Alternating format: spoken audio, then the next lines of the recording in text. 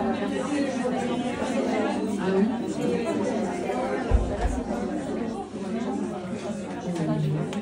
Est-ce que c'est assez fort?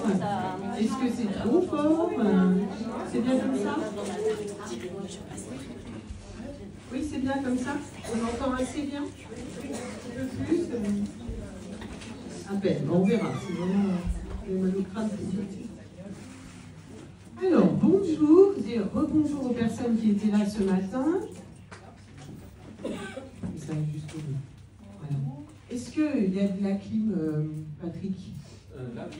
Oui, c'est on l'a mise en route? Oui, regarde, c'est allumé normalement. Regarde au coin, c'est allumé normalement. Ça doit être à 22, 23. D'accord, ok. Hein, parce que avec. Non, c'est bien. Non, vraiment, enfin, moi perso, oui. Avec les défunts, l'amour et tout ça, je crève de chaud. Mais j'enlèverai ma vestige. Alors, je vous disais. Fini sur une appel. C'est bon.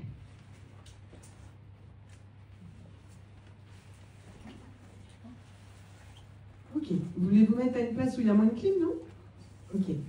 Pardon, oui, parfois, vous allez voir, je tutoie assez facilement, parce que les âmes me tutoient. Dans l'exercice spirituel, si vous voulez, les âmes me tutoient. Donc, pour harmoniser, quand vous allez voir que je tutoie facilement, je m'en excuse, hein, si ce n'est pas un défaut de politesse, codes sociaux humains, tout ça, je les connais. Mais voilà, c'est parce qu'on est dans le monde des âmes et de l'amour. Alors, je dis rebonjour aux personnes qui étaient là ce matin, et juste pour voir qui était là ce matin, pour voir le ratio à peu près. Oui, d'accord, donc il y a un bon tiers qui était là ce matin. Bienvenue à tous ceux qui arrivent cet après-midi. Pour ce matin, l'atelier, peut-être que des personnes avaient voulu y participer, mais qu'il n'y avait plus de place, parce qu'il y avait 30 places ce matin, et puis 80, je crois, quelque chose comme ça, l'après-midi. On a fait un atelier chaîne fluidique, c'est-à-dire passage d'âme familiale, que les guides essayent, enfin me demandent, disent il faut apprendre à de nombreuses personnes à savoir passer les âmes maintenant dans les familles, à savoir faire un passage d'âme une fois qu'un défunt s'en va, qu'il y a un décès, de savoir le faire en famille. Hein, on fait bien une cérémonie des funérailles, toutes sortes de choses, le pot de départ, enfin, appelons ça comme on veut. Là, il s'agit de faire quelque chose, une pratique à 3 minimum. On se mettait en ronde dans les familles. Je sais que ça ne va pas être facile de trouver soit plus de personnes ou plus. Mais voilà, il s'agit de créer de l'amour et d'apprendre à le faire pour pouvoir permettre à un défunt du bas astral ici de rejoindre plus facilement le haut astral ou l'attente ses guides spirituels ou anges gardiens, comme on peut les appeler, et de lui faciliter, de les faire monter 3 marches pour qu'eux puissent en descendre 3, on va dire, et qu'ils se retrouvent, qu'ils se visualisent, les défunts du bas astral étant plus près de nous, dans les vibrations terrestres, que de leurs guides qui sont dans de très hautes vibrations. Alors, ce matin, j'ai expliqué qui je suis. Je vais vous demander qui ne me connaît pas des réseaux, ne m'a jamais vu en conférence. Ok. D'accord. Ben, heureuse de vous connaître. Et les rencontres spirituelles comme ça pour lesquelles on se déplace, elles ont toujours une saveur magique, toujours ces rencontres présentielles, elles ont quelque chose de regroupement de famille d'âmes, comme ça, toujours d'apprendre quelque chose quand vous vous déplacez. Et voilà, ben je vous remercie d'être là et je remercie encore une fois l'association des anges spirituels, Patrick et Véronique, de m'avoir invité. Du coup, j'ai expliqué ce matin comment je suis arrivée à la médiumnité. C'est un peu la carte d'identité. Je ne savais pas qu'il y avait des personnes qui venaient le matin et l'après-midi. Je vais essayer de ne pas être redondante, mais de réexpliquer rapidement. Sur les réseaux, vous pouvez me trouver à la voix du troisième œil. Mais sur TikTok, Facebook, Instagram, YouTube, il y a toutes sortes de choses, des longues conférences par exemple à regarder sur YouTube. J'ai fait 2 vidéos récemment, comment aider nos morts justement à passer de l'autre côté en 2 parties. Je fais des lives très régulièrement pour parler de ce qui se passe, des anecdotes de défunts, de contacts défunts, lors de mes consultations la semaine, parce que je consulte tous les jours, du lundi au vendredi. Ça m'arrive de faire des rajouts le samedi, le dimanche. Je consulte, comme je disais, professionnellement, réellement depuis fin 2022.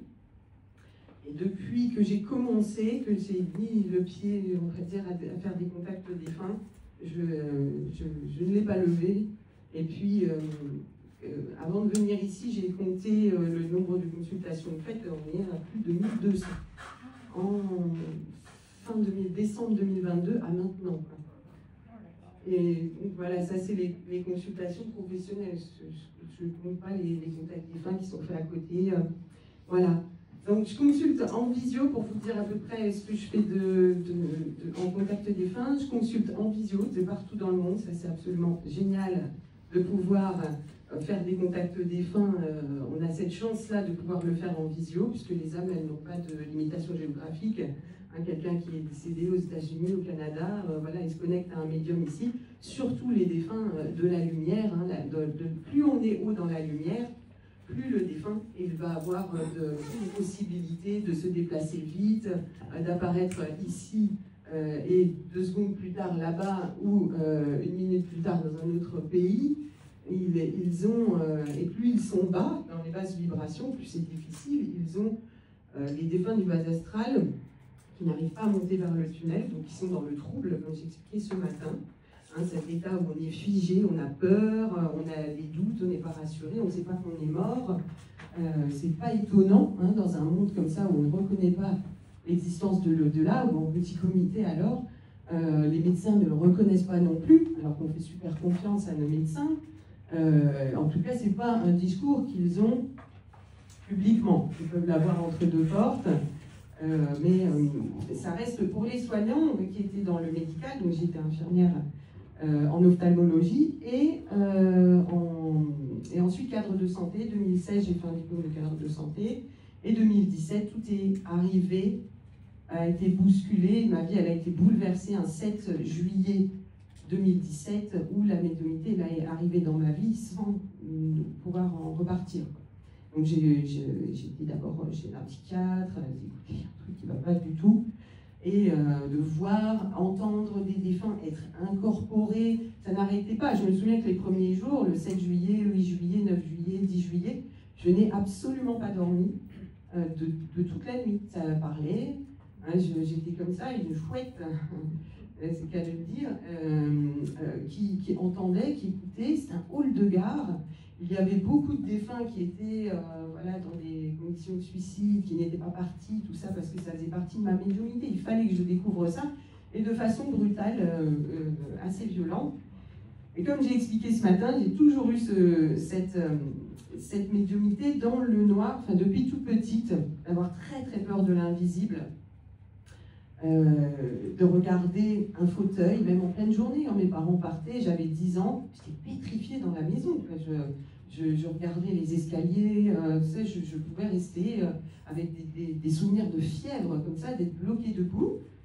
Et la nuit, dans l'obscurité, quand j'ouvre les yeux dans l'obscurité, comme j'expliquais ce matin, des formes humanoïdes plus denses que le noir, c'est un peu bleu marine, mais on voit que c'est 3D, donc c'est dense, et qui même se donnaient la main, des petits, des grands, des moyens, et venaient comme ça s'avancer tout doucement, alors c'est pas encore plus, s'avancer tout doucement en flottant, et puis en posant la tête ensuite sur mon oreiller, voilà, s'avancer comme ça, et en plus en se sentant observé. En plus c'est le cas, vous le voyez, et puis en se sentant observé, dévisagé. Je me dis, mais qu'est-ce qu'ils me veulent? Donc dans l'exercice de mes fonctions de ma carrière en ophtalmologie, j'allais en congrès, accompagner mon compagnon, donc, qui est chirurgien ophtalmologue avec qui je me déplaçais dans les congrès, et voir on n'est plus ensemble aujourd'hui. Ça n'a pas résisté. Donc, à la médiumnité. Donc, en congrès, je demandais à des spécialistes de rétine, tout ça, parce que ça me travaillait quand même. Vous faites votre vie terrestre, mais d'avoir 30 ans, de ne pas pouvoir du tout éteindre la lumière, ou sous peine de faire une syncope, quand même, ça interpelle.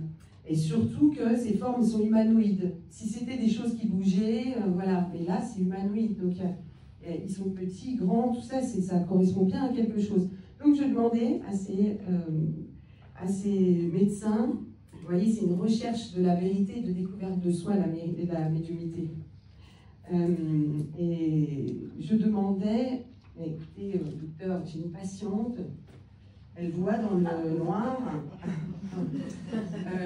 elle voit dans le noir, voilà, des formes qui s'avancent devant elle, humanoïdes. Hein, donc, est-ce que ça pourrait être que parce qu'elle travaille avec des êtres humains la journée, et qu'elle est très fatiguée le soir, qu'elle a encore une persistance rétinienne, parce que j'ai été loin, elle a encore une persistance rétinienne et qui fait que continue à voir, comme quand on regarde une ampoule, hein, des êtres humains. Ma foi, je cherchais une explication. Je ne pouvais pas imaginer que c'en était des vrais. Je cherchais une explication rétinienne. Et il me dit, ah non, pas du tout. Mais enfin, Claire, une persistance rétinienne, c'est quelques millisecondes, enfin de millisecondes. Oui, oui. Oh, je mettais ça au tiroir, je rangeais ça au tiroir, et puis on verra. Et donc, bon, ça me pendait au nez. Hein. Il y avait beaucoup de phénomènes où si j'étais toute seule dans l'appartement, il fallait que j'appelle quelqu'un. J'ai beaucoup de manifestations avant que la médiumnité arrive. Mais c'était gérable, on va dire. C'était pas dans ma tête, je n'entendais pas des voix dans la pièce qui me parlaient en continu. Donc ça, c'était 7/7/2017, 8 juillet, tout ça, j'ai pas dormi pendant 2 nuits, 3 jours. J'ai été chez les psychiatres, hein, je viens du médical.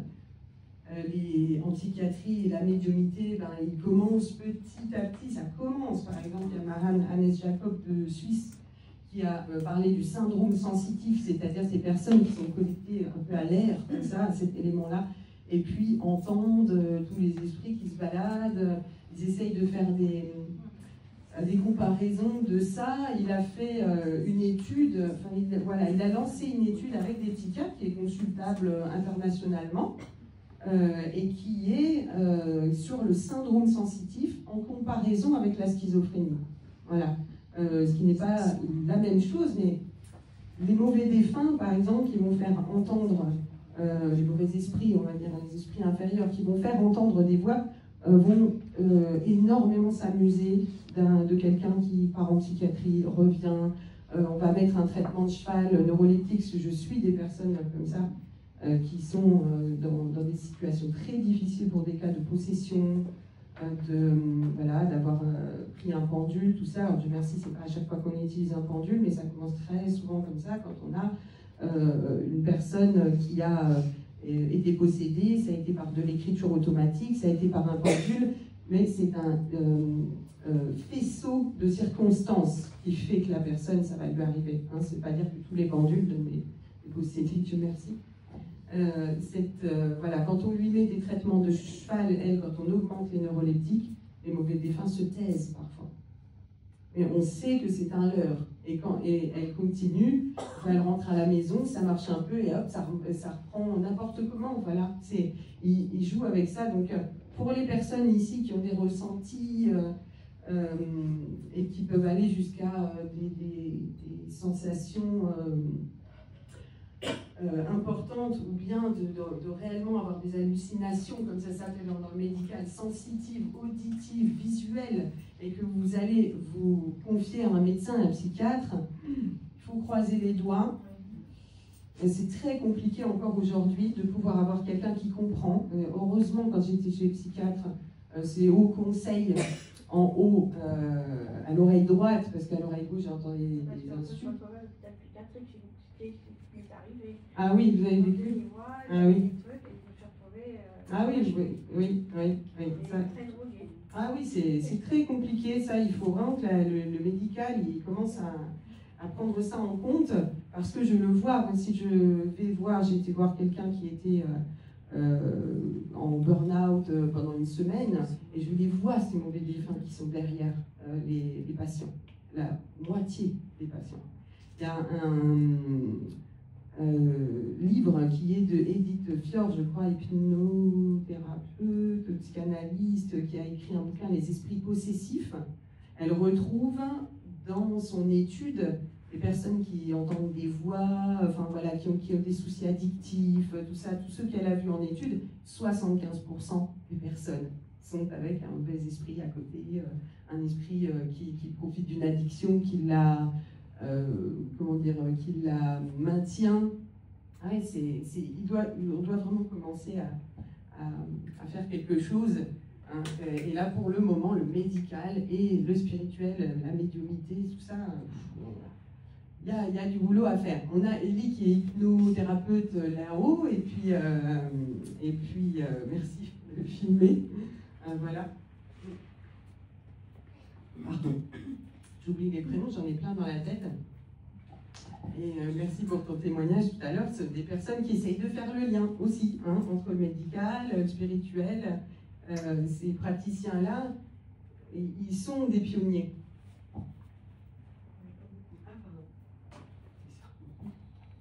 C'est un détecteur de champs électromagnétiques. Détecteur de champs électromagnétiques, je vous ai posé là pour les personnes qui voudraient regarder. Alors voilà, du coup, ensuite, après tout ça, ça a été une série des fins manifestations. Les mauvais esprits voulaient me faire croire que toute cette médiumnité était mauvaise. Quand un guide, un maître de lumière, un lumineux venait me donner une information, comme le guide qui s'est matérialisé dans ma chambre et m'a dit: maintenant tu ne retournes plus au travail, c'est terminé, arrête ça, les portes vont se fermer. Et je me suis dit: comment ça, ça se passe très bien au boulot? Ah non, hein, les portes elles se sont fermées, il y a eu le Covid, j'étais têtue. J'allais au boulot avec les voix, les défunts, je rentrais à la maison, c'était encore pire. Mais je me disais, c'est mon seul repère. Mon travail, mon diplôme, un petit truc, mon CDI, tout ça, c'est ma seule sécurité. Je ne vais pas rester à la maison avec des défunts, quoi. Et voilà, donc c'était un peu être méritant, être courageux. Et donc, quand il est apparu matérialisé dans ma chambre, j'en avais vu de toutes les couleurs avant. Mais là, c'était quelqu'un qui me connaissait par cœur. Quand il est apparu, la gravité a changé. On aurait cru que j'allais voler, parce que c'est votre guide, et il vous aime tellement, il y a tellement d'amour dans la pièce. Voilà, me donner ce message, dire: arrête, s'il te plaît, d'aller au boulot comme ça, arrête, tu quittes ton travail. Donc là, c'était la mission qui avait été exprimée clairement. Tu quittes ton travail, voilà, parce que ton boulot, ça va s'arrêter tout seul de toute façon, les portes se ferment, tu continues cette mission jusqu'à la fin de ta vie, c'est comme ça, on guide Samuel. J'en ai d'autres aussi, hein, et lui, c'est le guide spirituel. Le guide spirituel, c'est notre ange gardien, en fait. L'ange gardien, c'est un terme chrétien. Hein, on les voit avec la prière de l'ange gardien, qui est déclinée en plusieurs versions, mais ô ange de Dieu, toi qui es mon gardien, à qui j'ai été confié par la bonté divine, défends-moi, éclaire-moi, guide-moi, dirige-moi, amen. C'est l'ange gardien. Dans les séries, enfin dans la doctrine Kardec, on dit le guide spirituel, mais en réalité, on a une équipe de guides spirituels qui changent tout au cours de notre vie. On a des guides spirituels qui arrivent, qui sont là pour nous apporter de la joie, d'autres pour travailler le deuil. Certains, ça va être sur le mérite, la légitimité d'avoir quelque chose, être avec nous dans un moment où on va devoir travailler longuement. Donc, en fonction de ce qu'ils sont les spécialistes, pour nous, on a des guides qui arrivent. Et souvent, quand les guides arrivent, vous remarquerez que vous changez radicalement. Il y a quelque chose qui se passe. Comme j'ai expliqué à midi, mon fils a changé de guide l'année dernière, 1 an et demi déjà. Et il a 23 ans aujourd'hui. Il est autiste. Voilà. Non, pas aujourd'hui, à présent. Il est né le 21 septembre, moi je suis du 12 janvier. Et je n'ai pas fait les présentations des dates. Capricorne, oui. Et donc, mon fils Néo, autiste non-verbal jusqu'à l'âge de 7 ans, aujourd'hui il discute, tout ça, enfin, il fait des progrès incroyables tous les jours. Merci mon Dieu d'avoir cet enfant avec moi. Et je dis enfant parce que c'est toujours notre enfant, hein, de toute façon, il va être comme ça. Et il est venu me voir du jour au lendemain et m'a dit maman, je mange plus de viande, c'est fini, je veux plus. Lui qui aimait ça, ou les burgers ou les Big Mac, alors vraiment, quand un autiste a décidé, il a décidé. Hein. Ben ça en fait partie. Bon, il est à bonne école parce que je suis végétalienne depuis 2014, mais il avait le droit, il avait le choix de faire ce qu'il voulait. Voilà. Et vous avez changement de guide vous-même, vous pouvez avoir il y a un truc vestimentaire, j'en ai marre de ces personnes toxiques qui restent dans ma vie et pour qui je donne tout et puis je ne reçois pas et encore je me prends encore des insultes, tout ça. Voilà, tout d'un coup, il y a un changement radical et voilà, et ça peut se voir. On peut essayer de retrouver un peu dans sa vie, on change. Il y a plein de changements comme ça. Même des fois, j'ai vu quelqu'un, elle avait changé de guide, et ben, elle avait changé son téléphone parce qu'elle était tout le temps dessus et le guide a tout fait changer. Quoi. Voilà, allez hop, il est écrasé par terre, c'était sous une voiture, hop, on change tout parce que c'était très symbolique. Voilà. Donc, les consultations. C'est la principale activité de ma semaine, c'est les consultations de contact défunt. J'ai fait en visio, j'ai fait à mon cabinet en présentiel. Le planning est assez bien rempli jusqu'à octobre. Hein. On me demande souvent quels sont les délais, parce que les délais en médiumnité, ça peut aller du simple au double. C'est à peu près 6 mois, c'est toujours comme ça à peu près depuis 1 an, je crois. Et je fais partie du centre spirit Alan Kardec de Nancy. Donc j'en passe des samedis où il fait beau, où il y a du soleil, mais on va parler de guide spirituel, on va parler de médiumnité, ou décortiquer la biographie de Alan Kardec, Hippolyte, Léon, Denisa, Ribeil, voilà. Et dans les consultations, ce que m'ont demandé de faire les guides très tôt, ils m'ont dit, tu dois prendre en vidéo ces consultations. Je vais vous expliquer, j'ai vu une fois de ma vie un médium, c'était en 2009. Il s'appelait Orlando à Metz, Nancy, il est très connu, c'était quelqu'un c'est quelqu'un encore de génial.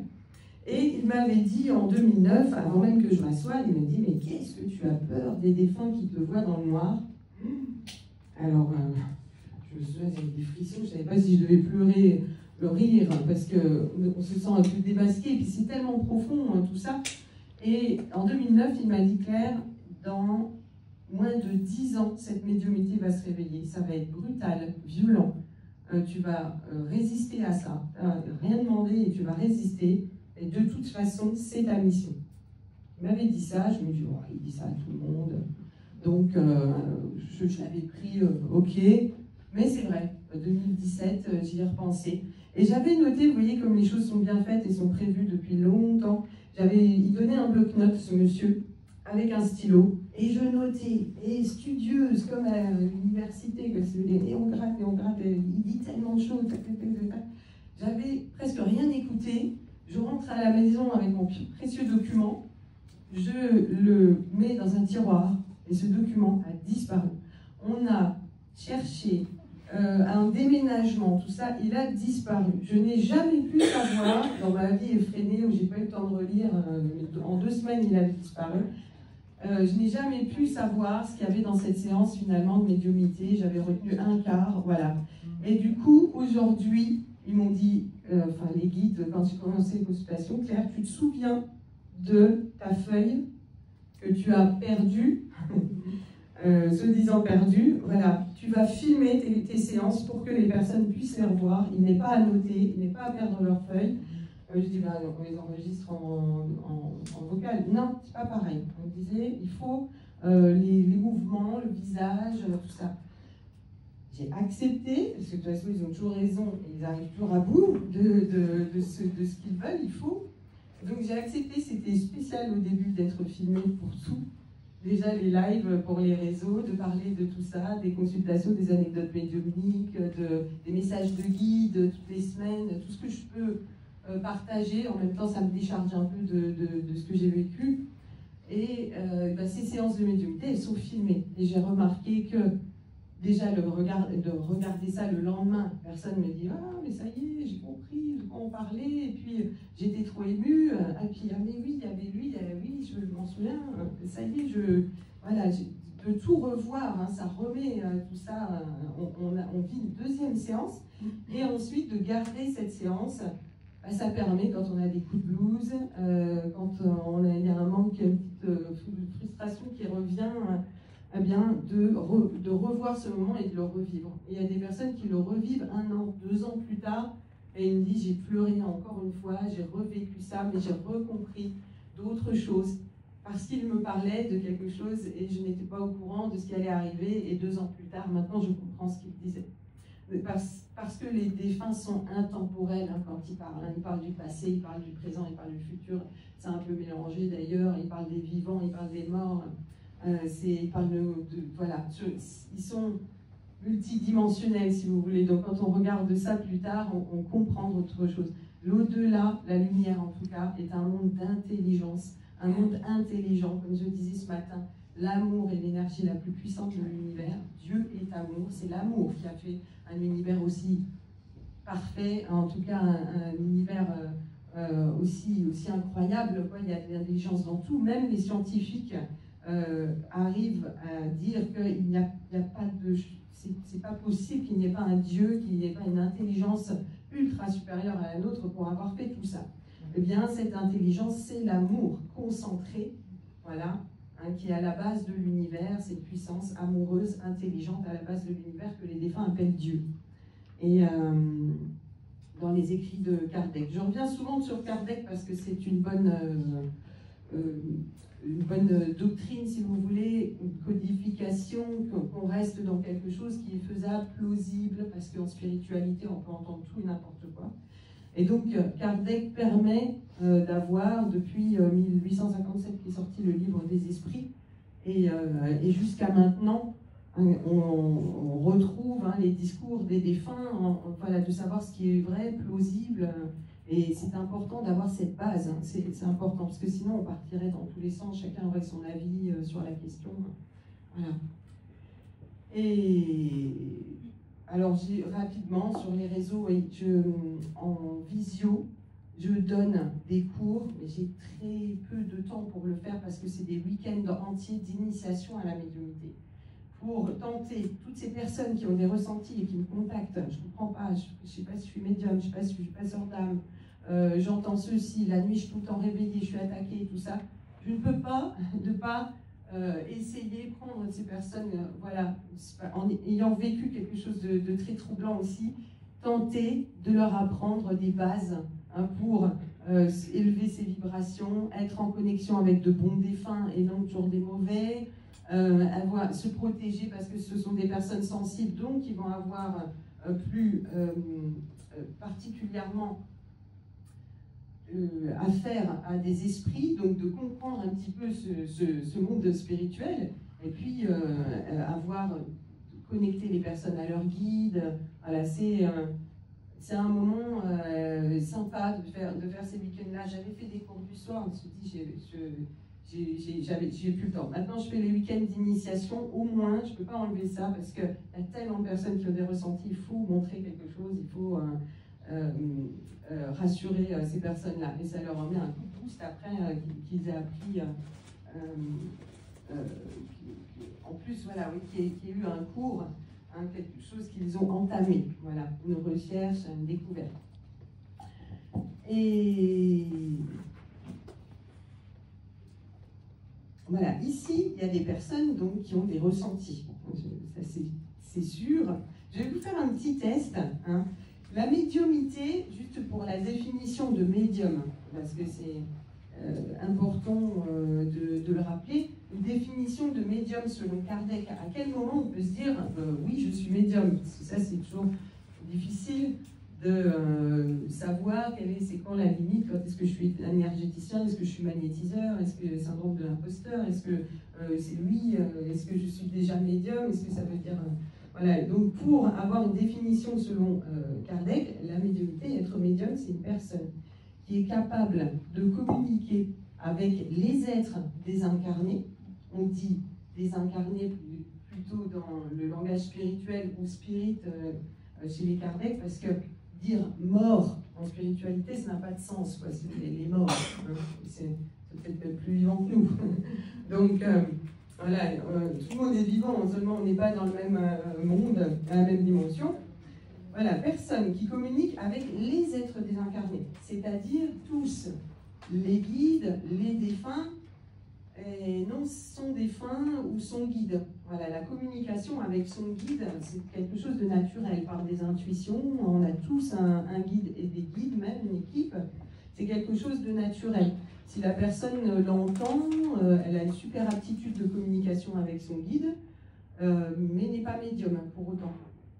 Alors, une personne qui communique avec les êtres désincarnés, donc défunts, guides, et de façon intelligible. Il faut qu'il y ait une communication de questions-réponses, qu'il y ait une discussion. Hein, si on a les cheveux touchés ou qu'on traverse une âme et puis que ça s'arrête là, hein, c'est pas une communication. Voilà, donc il faut que ça puisse être une discussion, un question-réponse, voilà, de façon intelligible et sur demande, avec un certain contrôle. Évidemment, c'est une partie qui est particulière. Je rajouterais même qu'en fait, bien souvent, ce sont des personnes, les médiums, dont c'est la mission. Dont c'est la mission. Mais alors, que fait-on de tous ceux qui ont des ressentis? C'est pas contrôlé, il y a des moments où les ressentis sont ça. Après, beaucoup de personnes me contactent. Claire, ça dépend comment il me l'explique, hein, on écrit sur WhatsApp, j'ai un numéro de téléphone, je demande qu'on m'écrive sur WhatsApp parce que comme je reçois des messages d'un petit peu partout, Polynésie, tout ça, ou partout où il y a des personnes francophones, pour simplifier les choses, c'est tout sur WhatsApp, comme ça, c'est au moins, voilà, c'est international. Et donc, on m'écrit. Voilà, oui, j'avais un monsieur qui m'écrit il y a 3 jours. Bonjour Claire, je suis médium comme toi, mais moi j'arrive pas. Et ça, je la reçois tout le temps. C'est incroyable. Des fois, je me dis, je mets ça au niveau d'un boulot terrestre, par exemple. Je vais venir m'asseoir devant mon dentiste. Je suis dentiste comme toi. Mais moi, je ne suis pas dentiste, j'arrive pas. C'est bizarre quand même, hein, je reçois tellement de messages, moi c'est pareil, mais j'arrive pas. Ok. Donc je bloque, t'entends, les gens adorent bloquer les choses spirituelles. Mon guide me dit toujours, plus vous répétez que vous êtes bloqué dans un truc, plus vous l'entretenez. Vous entretenez les blocages, à répéter que vous croyez que vous avez un blocage, et je pense que j'ai un blocage, je crois que j'ai un blocage, machin, ça devient j'en ai un. Hein, on aime bien, on est avec, on entretient son blocage. Oui, il y a beaucoup. Alors que même dans les ressentis spirituels, regardez, j'ai essayé de bloquer de toutes mes forces. Hein, laissez-moi tranquille, je retourne au boulot, je suis bien. Tout ça, non, si ça doit vous arriver, ça vous arrive. Et si votre spiritualité est en pause, c'est parce qu'elle doit l'être. Voilà. Et qu'on travaille autre chose sur soi. L'ego, la peine, on a plein de missions terrestres qui sont prioritaires sur la spiritualité. Elle peut s'équilibrer après si on doit avoir encore des ressentis. Et donc, je vais vous faire un petit test. Pardon. Oui, je vais vous faire un petit test. C'est le test de Patricia Daré et je le trouve formidable. C'est une pensée à Patricia Daré qui fait de super beaux livres et à qui c'est arrivé à 38 ans. C'est arrivé à 35 ans et ça m'a beaucoup inspiré après d'acheter ces bouquins et puis de retrouver dedans les mots que j'employais. Voilà, merci Patricia Daré d'avoir écrit des bouquins parce que je sais pas si je suis encore vivante, je n'avais pas lu ce qui m'arrivait, elle utilisait les mêmes mots. Et je me souviens d'ailleurs, quand ce guide s'était matérialisé en me disant « tu dois arrêter ton travail, ça suffit », le lendemain matin, quand je me suis levée, mon bureau, parce que j'avais un bureau dans cette maison-là, elle était grande, et elle était hantée, elle était belle, mais hantée. Voilà, c'était la maison qui m'avait choisi presque, voilà, avec ses grands miroirs, les dorures, tout ça, voilà, c'était ancien, j'avais craqué, bah dis donc.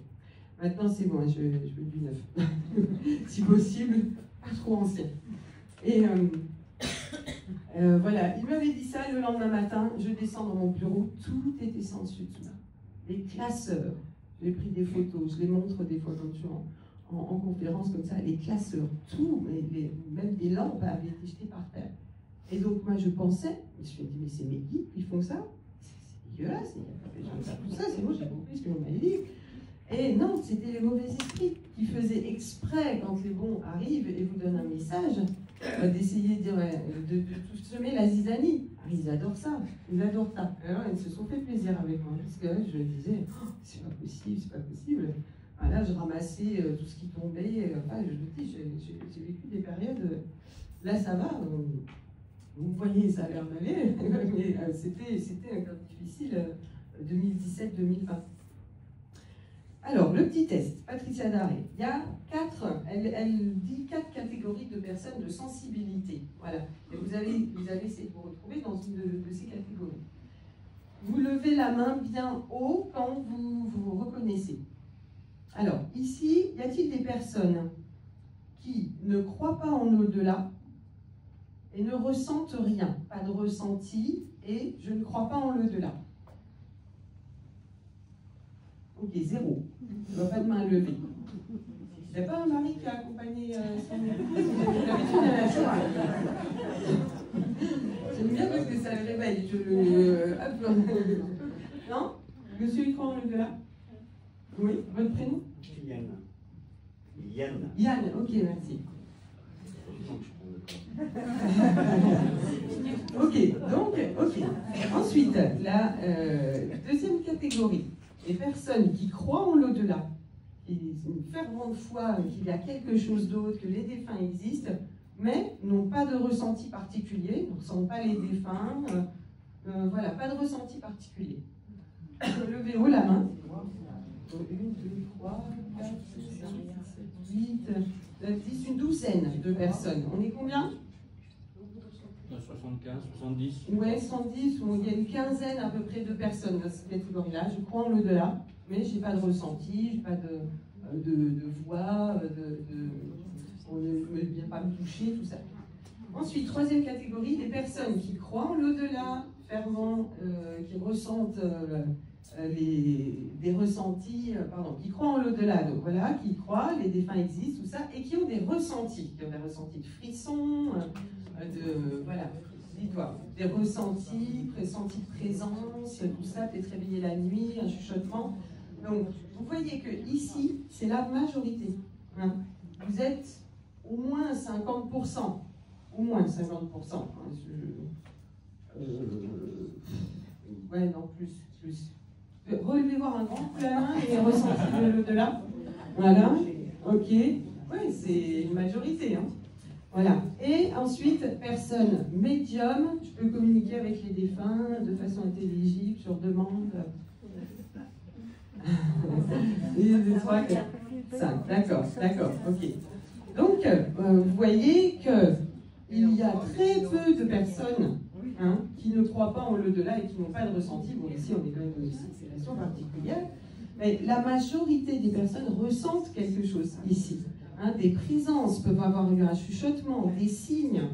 Et dans la population, je vous assure que même en dehors d'ici, population spirituelle, parce qu'on est ensemble à écouter la spiritualité, comme disait Patricia Daré, les personnes qui ne croient pas et qui n'ont jamais eu de ressenti sont aussi rares que les médiums. En réalité, quand on commence à en parler, la plupart des personnes ont ressenti des présences, ont bien ressenti des âmes. Dans les familles les plus cartésiennes, Dans les familles les plus cartésiennes, vous allez lancer le sujet à table. J'ai bien placé pour ça va. Hein, des familles les plus cartésiennes, vous lancez un peu le sujet. Ah oui, non, mais vous avez oncle Bernard qui dit, moi je ne crois pas à toutes ces conneries, mais tu sais, c'est vrai que quand Tante Huguette est décédée, quand même, il s'est passé un truc incroyable. Hein, comment vous allez chercher un peu? Dans toutes les familles, il y a quelque chose comme ça. Hein, vous voyez, j'ai testé le Ouija quand j'avais 15 ans, bah dis donc, alors il croit en rien, mais par contre, le Ouija, il s'est mal passé. Et ça, il est d'accord. Ah mais c'est vrai, il y a des sortes de dissonances cognitives, comme ça, les familles, ils sentent bien, il est bien arrivé quelque chose, il y a eu des signes, il y a eu une prévision en rêve, Tata Huguette, elle est venue dire que, voilà, son époux Jean, elle est décédée, et puis on dit, ouais, enfin bon, point d'interrogation, et au tiroir, voilà. Parce que c'est plus facile comme ça, sans se poser des questions. Les signes de défunt, ils sont nombreux, je pense que vous y êtes attentifs si vous êtes ici. Quels sont les signes que peut nous faire les signes de défunt? Quels sont-ils? Ils sont nombreux, est-ce que vous avez déjà vécu? Parfum. Est-ce que dans les signes, on tient compte des rêves? Oui, exactement, bien sûr. Ce sont des visites de défunts, des signes, tout à fait. Ah oui. Oui, dans le monde onirique, hein, des rêves, c'est les défunts qui viennent nous voir. On me dit souvent, mais est-ce que c'était lui? Ah oui, c'était lui. Oui, oui. Ah oui, ils viennent nous voir parce que c'est la façon la plus simple de venir nous voir dans un état de conscience modifié très profond où il n'y a que l'âme qui est là et puis le cerveau est en train de se reposer, même s'il continue à penser hein, à plein de choses. Hein, quand on se couche, si vous voulez, il y a l'énergie continue quand on s'endort.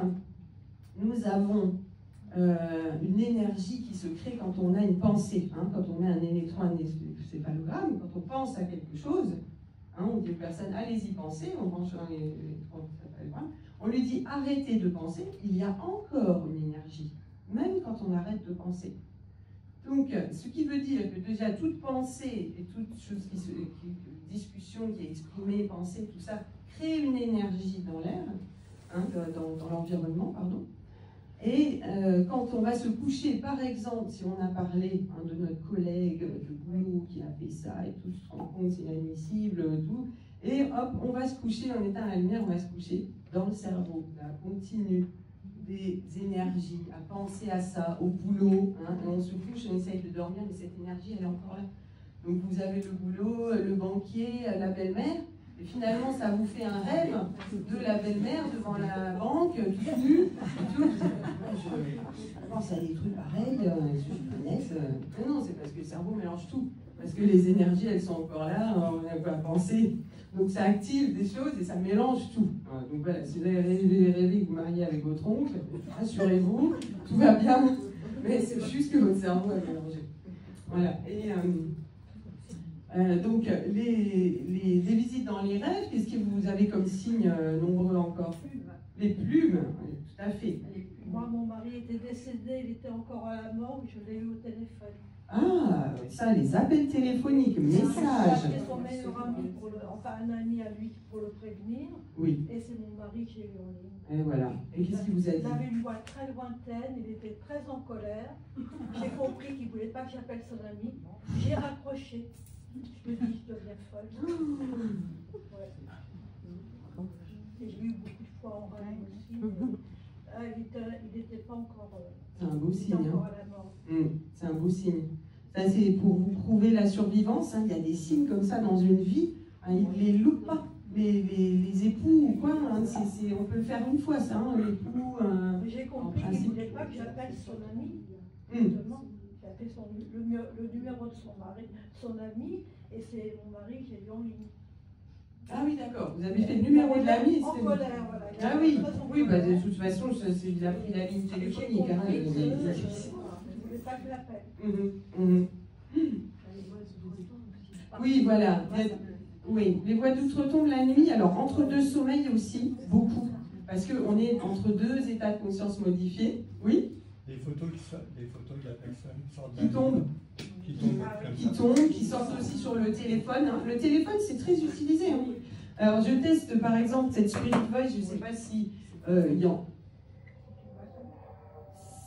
s'il y en a qui connaissent la Spirit Voice, qui regardent un peu les enquêtes paranormales sur YouTube, l'Urbex, Guillaume Durieux, Gus DX, les SXZ et compagnie.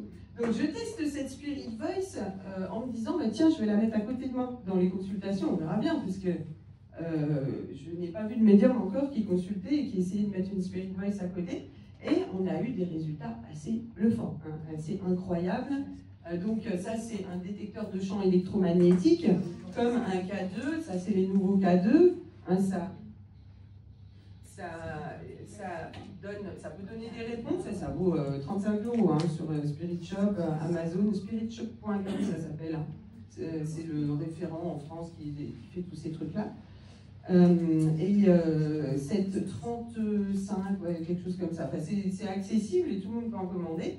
Et ça peut être mis déjà pour voir les champs électromagnétiques. Hein, si vous avez des fois, j'ai été dans des maisons, dans la cuisine, on s'est toujours engueulé dans cette maison. Et je dis, laisse tomber, ça montait dans le rouge dans toute la cuisine. Donc là, c'est pas de la faute des défunts, mais c'était carrément le champ électromagnétique. Il y a quelque chose dans la maison. Et donc ça, c'est la même chose. La Spirit Voice, c'est un détecteur de champs électromagnétiques, mais ils ont mis dedans un dictionnaire de mots pour que les défunts puissent utiliser. Pour eux, c'est le Moyen-Âge, hein. Nous, ça nous paraît technologique, pas du tout. Hein. Les défunts peuvent utiliser ça, un téléphone portable, et plus ils sont lumineux, plus ils sont motivés, plus ils peuvent nous laisser de messages sur le téléphone. Hein. Ça, j'en ai aussi assez souvent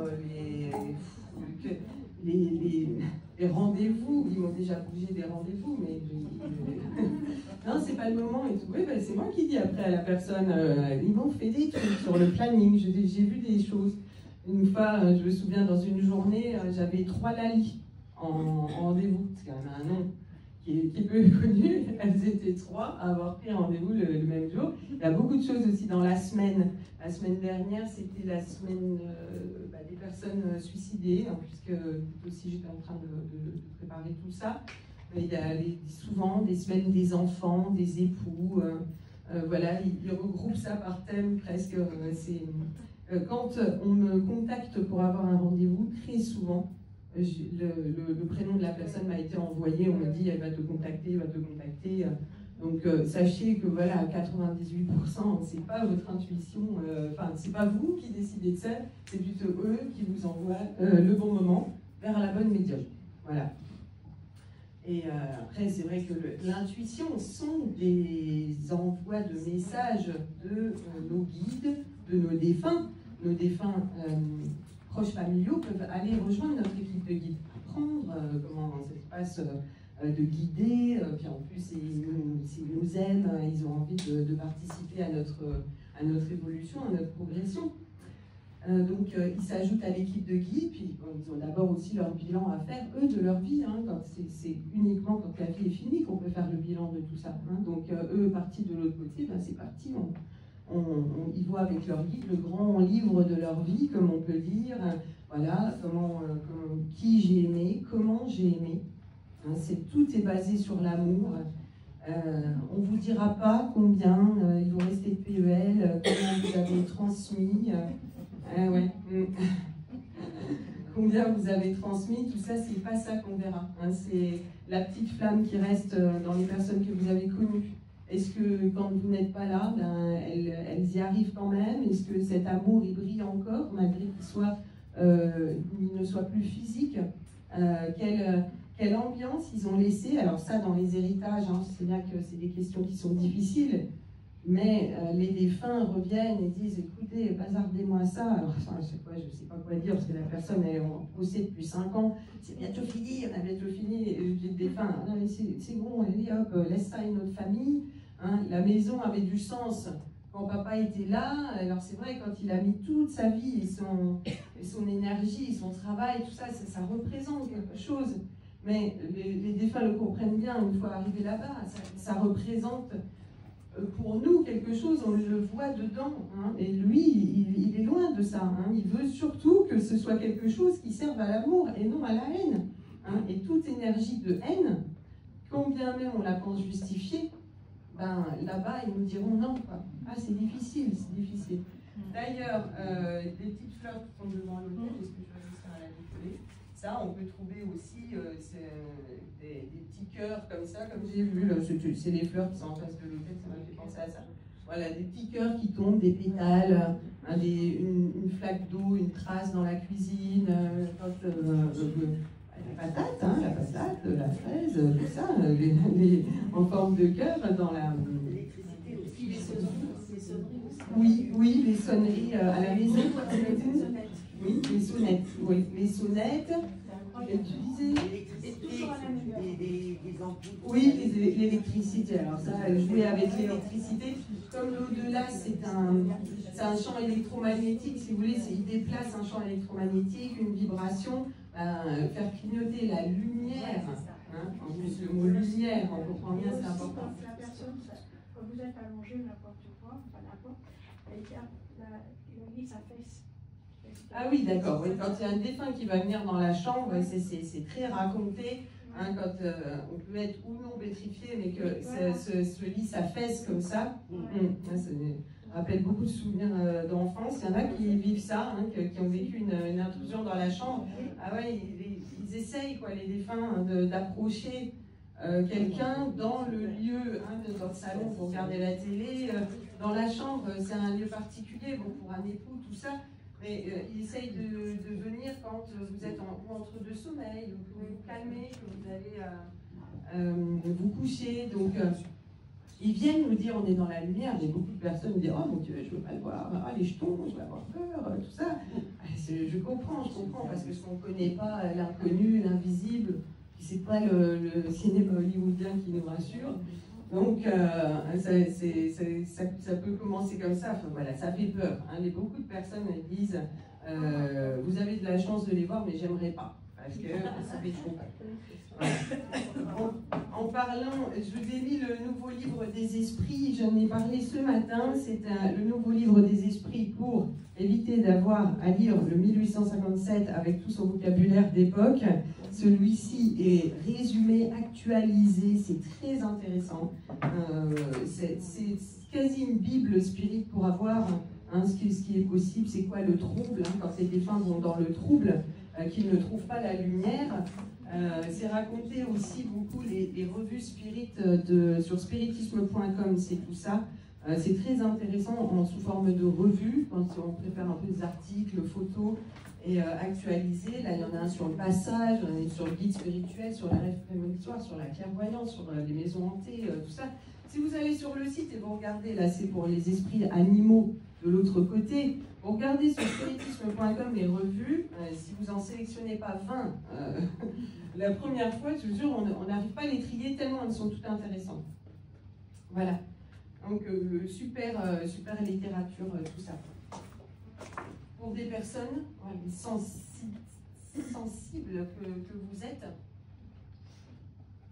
il y a une découverte comme ça, aller prendre sa voiture, aller à une conférence, aller à un salon du bien-être, de la médiumnité, de la voyance, pour voilà, les signes de défunt, on les a tous dit, je pense que vous avez déjà vu beaucoup de conférences, tout ça dessus, c'est énormément fait. Oui, avec les animaux. Ce que je voulais dire aussi pour la chaîne fluidique qu'on a fait ce matin, c'est valable pour les animaux. La chaîne fluidique, on peut le faire aussi. Parce qu'il y a de plus en plus de personnes spirituelles comme ça. La religion a son... chrétienne, par exemple, hein, ces dogmes religieux anciens sont en train de prendre un coup. Regardez à l'église, hein, regardez l'âge de la population un dimanche dans les églises. Hein. Il y a vraiment de moins en moins de jeunes. Hein, voilà. Donc c'est en train de prendre un coup, tout ça. Les défunts le disent dans les bouquins de Kardec, c'est assez obsolète, il faut actualiser ça. Et quand il y a eu Notre-Dame qui a brûlé, c'est des gros symboles comme ça, d'effondrement. Bon, ben oui, on l'a refait, hein, tout va bien, j'ai envie de dire. Hein, c'était pas le plus important, même si c'est magnifique, hein, Notre-Dame, mais vous voyez, ça a été, c'est le symbole. Je vais raconter une petite anecdote avec ça. Quand il y a eu Notre-Dame qui a brûlé, c'était en 2019, et j'étais en Égypte. Et donc ma médiumnité, je faisais des tests, tout ça. Hein? En avril. Oui. Et j'étais, juste avant que ça brûle, j'ai été dans le tombeau de Toutankhamon à mettre mes 2 mains sur sa momie là, recouverte de plexiglas.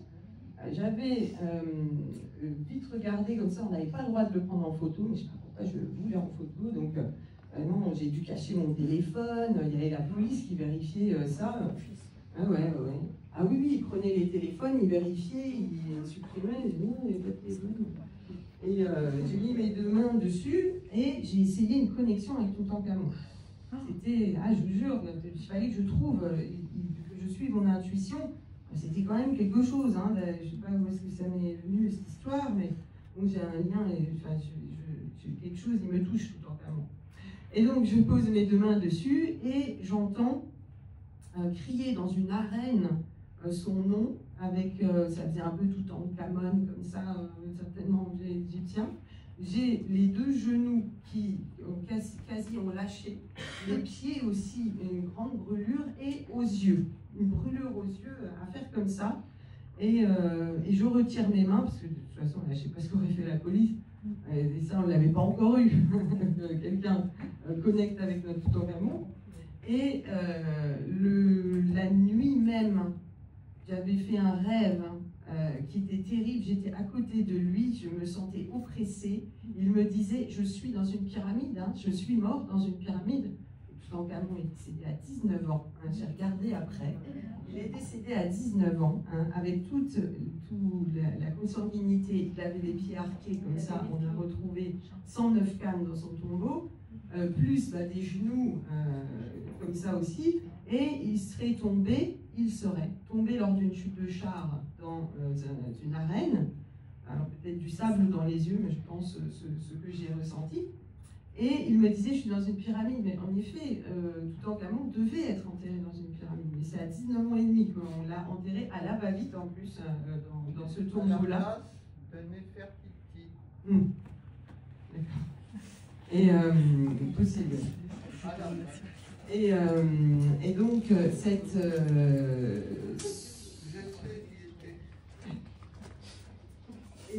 du coup, attendez voir ce que je disais.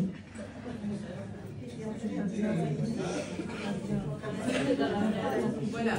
Donc, il pensait être dans une pyramide. Il me disait, à chaque fois que quelqu'un me prend en photo, ça vole une partie de mon âme, je n'arrive pas à repartir. On le visite tellement, ce pauvre Toutankhamon. On le visite tellement, ce pauvre Toutankhamon, que il ne peut pas sortir de là. Il croit être dans une pyramide, puisque c'est ce qui aurait dû être. Et donc, je vois, en ayant fait cette connexion-là, à la télé, Notre-Dame qui brûle. Ah ouais, c'était le soir même, ça a commencé un peu le soir, je crois que c'est quand je suis rentrée. Je me suis dit, c'est pas vrai, je n'ai pas fait une connerie, hein, puisque je ne savais pas, c'est pas la médiumnité. Je vous jure que j'y ai pensé, je sentais un lien à ça. Vous savez quoi? Il y avait un sacré lien, c'était très étrange. Ma marraine, que j'ai vue un peu plus tard, me disait, c'est ma vieille marraine de la famille, on l'appelle comme ça, elle a près de 90 ans, elle est encore en forme, elle attend de rejoindre son mari, Anna. Et on était dans la voiture, elle me dit, oh, mais tu as vu Notre-Dame a brûlé? Je dis, ouais, j'ai vu, marraine. Elle me dit, mais tu sais que tu as un rapport avec ça? Je dis, qu'est-ce qu'il y a un rapport? Je dis, c'est pas vrai, ça y est, ça me poursuit. Comment elle sait? C'est pas vrai, si elle le dit. Et elle me dit, ben, c'est ton arrière-grand-mère qui a vendu à l'entreprise le bras frère, c'est eux qui avaient été accusés d'avoir mis une cigarette sur les poutres, tout ça, dans cette théorie-là. Elle dit, c'est ta grand-mère qui leur a vendu le terrain pour faire leur entreprise, qui est rue Victor Hugo d'ailleurs. Et c'est elle qui leur a vendu le terrain. Ils habitent là, ils sont localisés à Jarny, hein, c'est dans le Grand Est. Et je pense qu'il y avait quelque chose, il y avait un lien déjà à Toutankhamon, vous voyez, qui est... Et puis à Notre-Dame, c'est pour ça que j'ai ressenti une intuition en me disant, mais j'ai l'impression que cette histoire me concerne. Et ça concernait, voilà, c'était un lien de famille, on va dire, plutôt à cette histoire. Voilà. Pour info comme ça. Je ne sais où. Voilà, les guides, ils augmentent le nombre de personnes éveillées. Il y en a de plus en plus parce qu'on veut changer ces dogmes-là religieux. Ils ont besoin, maintenant les hauts guides, les guides supérieurs, tout ça, ont besoin qu'on sache que l'au-delà existe, qu'il y a une réincarnation, à quoi ça sert, tout ça. Parce que si on ne comprend pas pourquoi on vit tant d'épreuves, de violences, de trauma, de tristesse, ben, c'est clair qu'on se retrouve à une corde à un moment, il faut comprendre. C'est très très difficile cette incarnation terrestre. Et les guides veulent qu'on comprenne tout ça et qu'on avance. Donc il y a de plus en plus de personnes qui se sont incarnées. D'accord. Il y a de plus en plus de personnes qui se sont incarnées dans les familles pour parler de ça, pour éveiller les personnes de leur famille. Oui, je sais, c'est pas facile, mais c'est une très belle mission. Et les missions les plus complexes sont les plus belles, surtout dans les missions divines. Et donc on va perdre un papa, un époux, un enfant à 2 mois, comme j'ai vu il n'y a pas longtemps, né à 2 mois parti à 2 mois après sa naissance. Voilà, on va avoir ce rôle, il y a quelque chose qui casse la vie normale, hein, qui va amener les gens vers la spiritualité, et des fois même à créer des associations, à chercher un peu plus, qui ont des signes, ça bouleverse leur vie. Un enfant qui est parti, hein, voilà. Il y a des personnes concernées aujourd'hui. J'ai une question. Que mérite-t-on? J'ai pas compris. Mérite-t-on? Je sais pas. Je sais pas ce que c'est. C'était la sœur de Toutankhamon. D'accord. Merci. Je voulais dire, par rapport à ce que vous venez de dire, Oui. en fait, le gros problème de l'ensemble de l'humanité, c'est l'absence de vraies connaissances, je dirais, divino-cosmiques.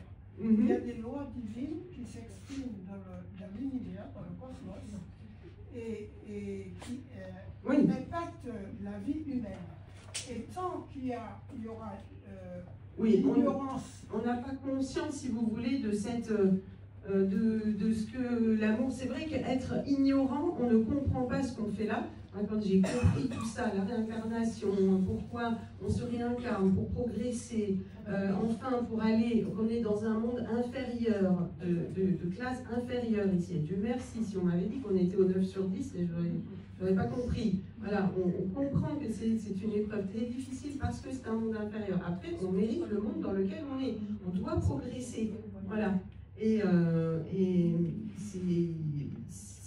j'entends aussi, donc on augmente le nombre de personnes éveillées, donc c'est pour ça qu'il y a de plus en plus de personnes spirituelles. On voit que ça découvre tout ça. Ça ne va plus être une rareté, si vous voulez, d'avoir un ressenti sur un défunt, de l'exprimer, de pouvoir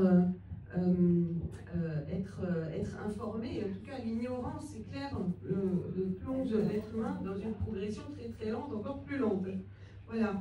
Et la médiumnité, vous savez, quels sont les clairsens, comment on capte les défunts. Il y a les 6 clairsens, hein, qui sont au nombre de 6, la clairvoyance, qui est en rapport avec le chakra du 3e œil, de pouvoir les voir les énergies, donc voir une ombre passer, voir un visage, voir une silhouette, tout ça c'est la clairvoyance, voir des images qui sont envoyées aussi, la clairaudience, entendre les énergies. Donc on peut avoir une clairaudience qui est dans la tête, on peut avoir une clairaudience comme ce qui m'arrivait là de se boucher les oreilles, mais ils sont encore là, on les entend dans la pièce. C'est une clairaudience objective, on va dire, qui est spatiale, mais parfois ils se connectent directement là-bas, où on va entendre une voix presque derrière sa tête ou dans son cerveau. Voilà, dans sa tête.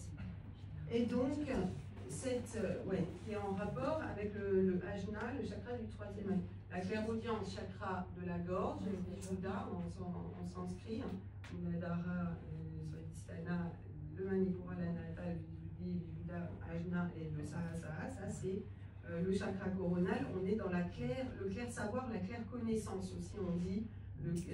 La télépathie elle passe par le chakra coronal, on en a tous les jours avec notre guide, hein, dans les intuitions, tout ça. On n'est jamais lâché en roue libre, hein. Il y a toujours notre conscience supérieure qui est notre guide et qui nous envoie tellement d'intuition. Voilà. Sur ces clairsens, on a aussi le clair ressenti, magnifique clairsens aussi, qui dépend du Manipura, le chakra solaire. Tous ces échanges émotionnels, les échanges temps, changement de température, froid, chaud, frisson, sont du clair ressenti, ou ce qu'on appelle aussi la clairsentience, clair olfaction, sentir des odeurs, une odeur de fleurs, une odeur d'hôpital aussi, et la clairgustance, c'est peu utilisé, mais ça peut, hein, dans certains cas, quand il y a des accidents avec des défunts, un goût de sang dans la bouche, ils ne l'utilisent pas beaucoup et franchement je préfère. Hein. Voilà, c'est peu senti, c'est peu utilisé ce clairsentience. Tout ça c'est chakra de la gorge, olfaction, clairaudience et clairgustance, c'est tout dans le chakra de la gorge. Ok. Et l'intuition, on vous en envoie tous les jours, il y a une influence des invisibles qui est constante, des bons invisibles et des mauvais. Les mauvais se nourrissent, parce que les esprits inférieurs se nourrissent de notre ignorance. Plus vous savez de choses, plus vous êtes protégé contre des mauvais esprits. Plus on se renseigne, plus on comprend comment ça fonctionne l'invisible, l'amour, la positivité, qui attire, hein, comme on le dit, les bonnes choses dans l'univers matériel, mais aussi les bons défunts, hein, et c'est la tristesse, la haine, le conflit, tout ça sont des énergies qui sont idéales, hein, pour des esprits inférieurs qui veulent mettre la zizanie. C'est pour ça que les contacts défunts, faire ça un peu à la maison, essayer de faire une popote pour transmettre toujours un message à quelqu'un. Les personnes en général le font plus pour transmettre un message à quelqu'un par bienveillance que pour soi. Et souvent dans ces messages-là, il y a des messages qui peuvent venir de mauvais esprits, il y en a plein de base astrale, hein. C'est pas dur, ils sont juste à côté de nous, plus proches que les défunts lumineux. Donc une méthode, c'est mieux pour contacter des lumineux.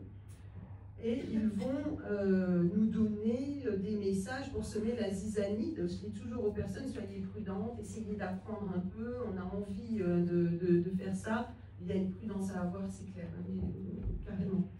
J'ai déjà eu la voix de mon père qui était parfaite à l'oreille. Claire, c'est ton père, c'est Jean-Pierre. Claire, ah, mais quand même, je disais, ah non, c'était un moment où ma médiumnité c'était plus, moins, tout ça, donc je me méfiais.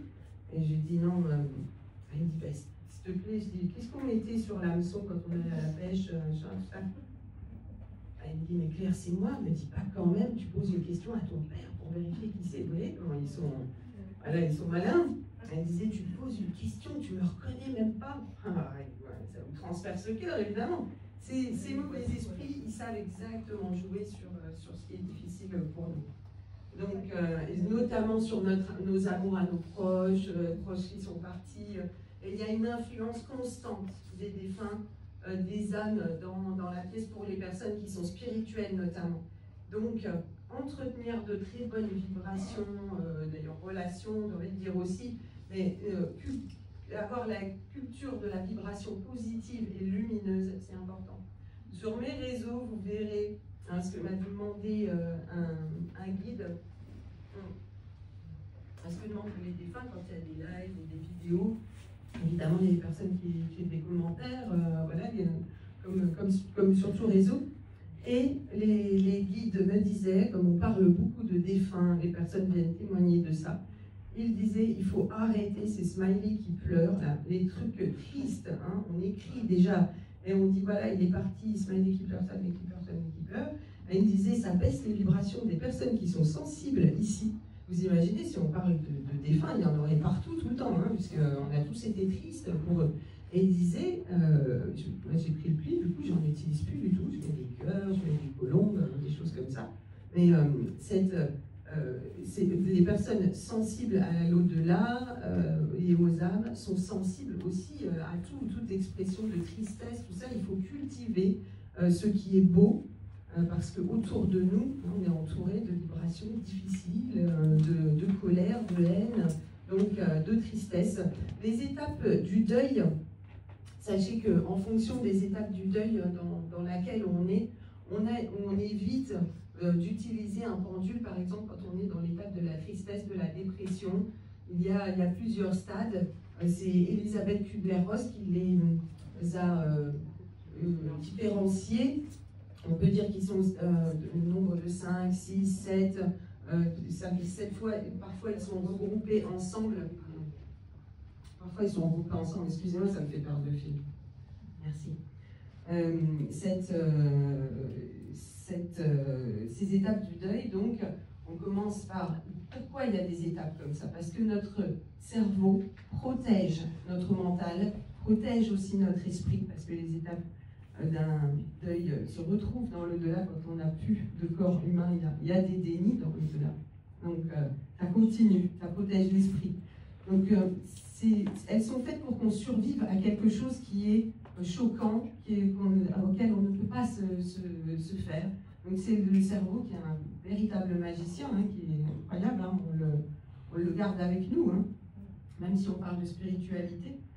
Le choc, on appelle la première étape, et le choc, quand on va apprendre un accident, par exemple, de voiture, de quelqu'un, ou une crise cardiaque.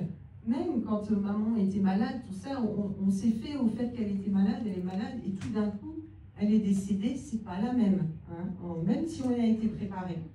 Donc le choc, c'est un état de sidération qui peut durer quelques secondes, quelques minutes. Certains vont rester 3 mois comme ça, bouche bée, en caricature à l'hôpital psychiatrique. Vous pouvez avoir quelqu'un qui est choqué comme ça pendant 3 mois, qui reste dans son choc. Bon, la plupart du temps, on a une stupeur comme ça, on ne sait pas quoi dire, et on va tout de suite, le cerveau enclenche le déni.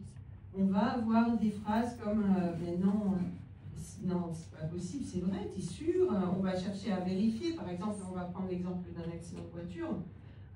C'est pas possible, c'est pas possible. Vous voyez, tout de suite, hein, le cerveau, on exprime, mais c'est pas vrai, c'est pas possible, c'est non.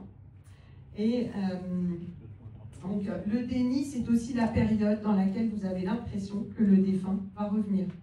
Vous l'avez pourtant enterré, inhumé, il y a eu de la crémation, et vous avez l'impression qu'il va toquer à la porte, qu'il va rentrer. C'est comme ça, le cerveau se met dans ce mode-là, et il est bien.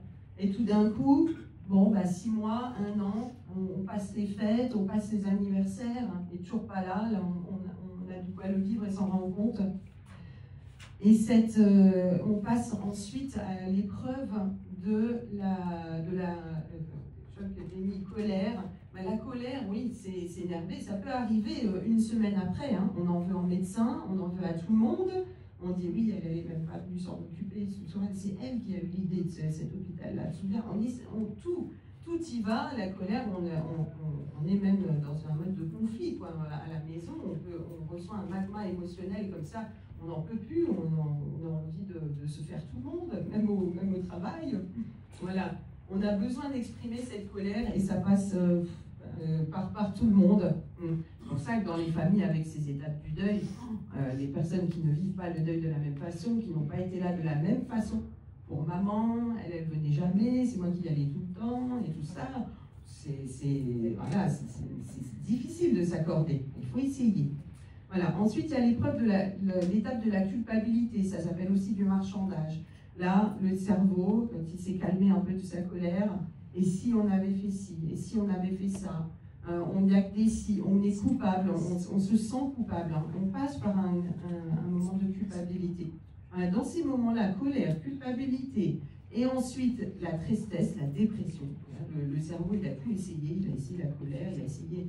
Comme une dame, je lui disais, vous en êtes où là pour le deuil de votre mari? Elle revenait en consultation et elle me disait, Et elle était bloquée dans ce stade-là de la culpabilité du marchandage. Et elle me répond, si on n'avait pas été mis à l'hôpital là, il serait peut-être encore vivant. Ça faisait 3 ans que son mari était décédé. Clac. On est dans la culpabilité, le marchandage. Elle répète ça en boucle. Ben, elle est dedans, mais on laisse son cerveau il est là-dedans. Si on n'avait pas été là, il serait vivant. Dans tel hôpital ou tel docteur. Donc la tristesse, la dépression, on doit passer par cette épreuve de tristesse parce qu'on réalise. Il n'est plus là, elle n'est plus là. Des personnes pour qui ça va durer 1 semaine, d'autres ils ont cette mélancolie beaucoup plus. Et ensuite, on arrive à la phase d'acceptation. Certains disent la résignation, c'est pour ça qu'on en compte 5 à 7 en fonction du groupe, le choc et le déni. Elles sont données comme ça par Elisabeth Kubler-Ross, par différents groupes, quoi. Voilà, la résignation, c'est un peu quand on est au radar, on trouve ni la vie bien, ni moche, ni nulle, on vit, quoi. Voilà, on va au travail. Et il y a cette résignation, et ensuite vers l'acceptation. Enfin, voir, si on en rajoute un 7e, 8e, ensuite la reconstruction, on va aller à une nouvelle étape de notre vie, on est une nouvelle personne, quoi, voilà. Et nos guides spirituels, ils nous mettent dans une quête de vérité. Je vais à peu près conclure parce que je vois Patrick, c'est ça, je vois ça que tu es debout. Pardon. Autour de cette étape du deuil, voilà, essayez de voir, vous qui êtes des références spirituelles dans vos familles, essayez de voir où est-ce qu'elle en est, la personne en face. Voilà, on apporte un petit mot, vous les reconnaîtrez sur ça. Quand une personne dit j'ai l'impression qu'il va revenir, j'ai l'impression qu'il n'est pas parti, déni, c'est le cerveau qui se met en route comme ça pour supporter. Voilà. Et ce qu'il faut pratiquer, on me demande souvent, les pendules, les Ouija, la méditation, c'est pas du tout pareil. Voilà, le pendule, si vous êtes dans une bonne énergie, dans une bonne phase, voilà. Si vous venez de vous séparer avec quelqu'un, divorce, la bouteille à côté, tout ça, j'en ai marre de tout et je prends mon pendule pour essayer de savoir ce qui va se passer, risque, warning, voilà. Si vous êtes dans une belle progression spirituelle, que votre guide vous a mené à un pendule, eh bien voilà, on fait une prière avant, on va élever ses vibrations, on peut faire une méditation sur YouTube, on a accès à plein de choses, méditation d'élévation en vibration. Faites ça, c'est toujours dans le... Je ne peux pas faire la rabat-joie à dire ah non, attention, les pendules, la possession, tout ça, ça existe, il faut être prudent. Voilà, parce qu'après, quand c'est collé, en plus c'est nous et c'est la famille qui trinque. Et voilà, du coup, le référent spirituel, dans la famille, il a pris un coup là, parce que si vous leur ramenez des mauvais défunts, et que ça se voit, voilà. Le Ouija, il y a beaucoup de défunts du bas astral qui viennent avec le Ouija. Et la méditation, c'est une façon d'entraîner votre état d'esprit, d'aller dans différents états de conscience modifiée, de fréquence, parce que c'est comme ça qu'on parle aux défunts. C'est à se mettre à leur fréquence, ils se mettent à la nôtre. Le médium va élever ses vibrations, il élève ses fréquences. Eux ont des fréquences très rapides, eux ils les baissent et ils essayent de parler, comme je vais faire là, pour les contacts défunts publics, sans transition, pardon Patrick. Et pour les contacts défunts publics, c'est bien évidemment magnifique. Imaginez que je suis, moi, une antenne radio qui capte des fréquences. C'est ça, le médium n'a rien inventé, on a une antenne comme ça à capter certaines fréquences. Les défunts ont chacun leur fréquence, leur vibration, en fonction de quoi ils sont partis, à quel niveau ils sont dans le haut astral, dans quel palier ils sont. Donc, on change de vibration quand on est dans des contacts défunts publics comme ça particulièrement. Il y a vos énergies et il y a les énergies des défunts. C'est un exercice assez difficile, les contacts défunts publics, pour faire ça joliment et ne pas capter 10 défunts en même temps. Je l'ai déjà fait, je vous avoue qu'à chaque fois, je dis, faites en sorte que ça se passe bien, parce que j'aimerais que tout le monde reçoive un message, un complexe. Je reçois beaucoup de prénoms tous les jours. Il n'y a pas un prénom depuis le 7-7-2017. Il n'y a pas un jour, pardon, où il n'y a pas des prénoms qui arrivent, on chuchote, on prévient pour le lendemain. Donc si j'ai des prénoms à droite, à gauche qui arrivent, je vous l'ai dit quand même que vous reconnaissez. Je ne vais pas en oublier un. Et par rapport à la médiumnité et les contacts défunts, si vous avez envie de communiquer avec un défunt à vous, vous avez un pardon à faire, vous voulez savoir comment il va, offrez-lui le luxe, j'ai envie de dire, le confort de faire un contact défunt en individuel avec votre défunt, avec vos défunts, votre médium, hein, pas forcément moi, je vous dis, voilà, offrez ce moment. C'est un cadeau qu'on fait à ses défunts, qu'on se fait à soi, pour, d'ailleurs, même presque juger de la médiumnité, faites-le dans des contextes individuels. C'est beaucoup plus beau d'avoir ces défunts avec soi et de pouvoir leur poser des questions. Et pour le médium, c'est un peu plus simple, même si, pas plus simple. En public, c'est joli, hein, mais forcément c'est complexe. Imaginez que si vous vouliez parler à votre maman, hein, il y a 100 personnes, il y a 100 personnes aussi qui veulent parler aussi à leur maman, et c'est comme ça, c'est pas simple. Il faut se mettre à leur place. Ils sont très fair-play, ils se laissent la place. Voilà. Vous avez des personnes qui sont venues avec vous, des âmes qui sont venues avec vous, qui vous accompagnent ici pour que vous appreniez quelque chose, pour que vous fassiez des rencontres, pour que peut-être quelque chose que vous avez déjà appris rentre encore une fois, qu'on avait déjà vu en conférence, mais on l'avait un peu oublié, voilà, qu'on vous soit redit. C'est toujours vos guides spirituels, vos êtres de lumière, les lumineux, appelons-les comme on veut, qui vous amènent à des événements comme ça. Voilà. Alors, on va commencer ça. Sur les prénoms, s'il y a des prénoms qui sortent de la contact défunt. C'est pas une pause? Ah, on fait une pause. Ah, je ne sais pas, mais je suis pas comment ça. C'est pour ça, d'accord. Allez, pause. Voilà.